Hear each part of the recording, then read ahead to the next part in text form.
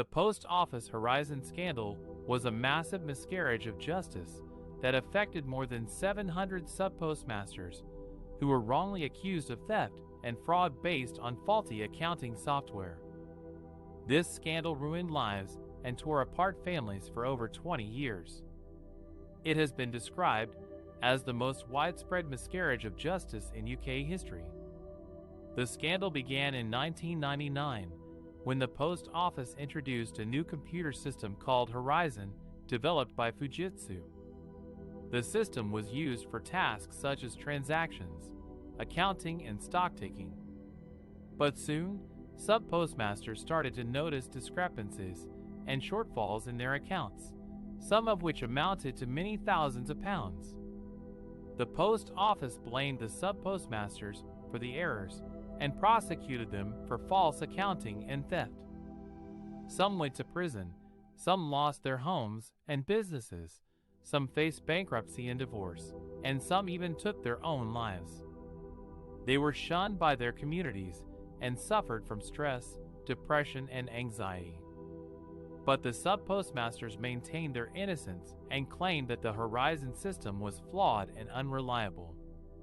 They fought for years to clear their names and expose the truth.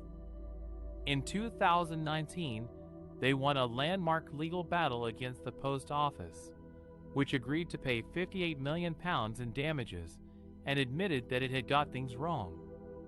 Since then, dozens of convictions have been overturned and many more are expected to be quashed. The government has launched a public inquiry to investigate how this scandal happened and who is responsible. The Post Office has apologized and promised to reform its culture and practices. The sub-postmasters have demanded justice and compensation for the ordeal they endured.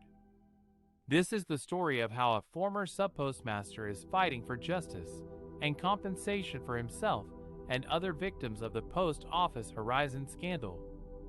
The JFSA members are still fighting for full compensation from the government, as they only received a fraction of the £58 million settlement after paying legal fees, and they fear the process will be delayed until they claim that the government has failed to acknowledge its role in the scandal and has not offered a fair and transparent compensation scheme.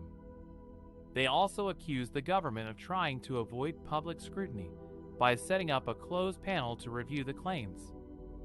The JFSA members say that they deserve to be fully compensated for the losses they suffered, as well as the emotional and psychological damage they endured. They say that they were wrongly accused of stealing money from their own post offices, and some of them were even sent to prison or had to declare bankruptcy. They say that their lives were ruined by the faulty Horizon IT system, which was installed by the Post Office and caused accounting errors and discrepancies. They say that the Post Office knew about the problems with the system, but ignored them and pursued prosecutions against innocent sub-postmasters. The JFSA members are calling for a public inquiry into the scandal and for the government to take responsibility for its part in it. They say that they will not give up until they get justice and compensation for themselves and their families.